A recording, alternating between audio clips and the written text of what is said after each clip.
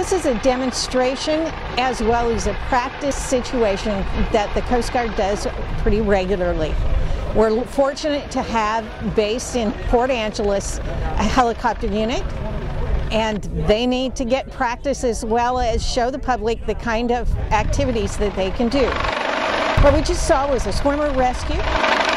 We saw them drop a dummy into the water, send a swimmer in to rescue it, and then the swimmer was retrieved with a sling line. This looks deceptively simple. It is not. And they have to have practice all the time. They try to drop the swimmer at about 25 feet. This is a distance which he's unlikely to be injured at. If you watch carefully, you will see that he protects himself when he goes in the water. He crosses his arms, holds on to his mask and his snorkel gear, and then immediately starts swimming towards the victim. He does make sure that the crew on the helicopter know that he's okay. That's the first thing he does.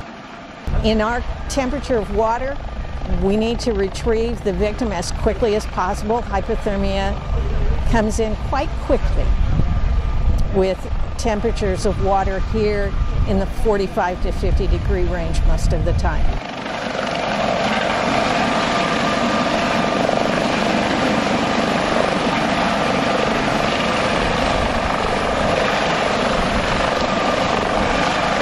Today in Gig Harbor, in spite of how quiet this harbor normally is, we have quite a bit of wind. So it took them a while to get to know what was going to happen when they dropped that swimmer in the water.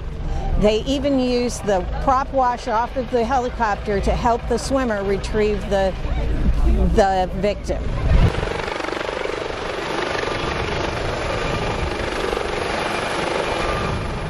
They need to practice this as often as possible.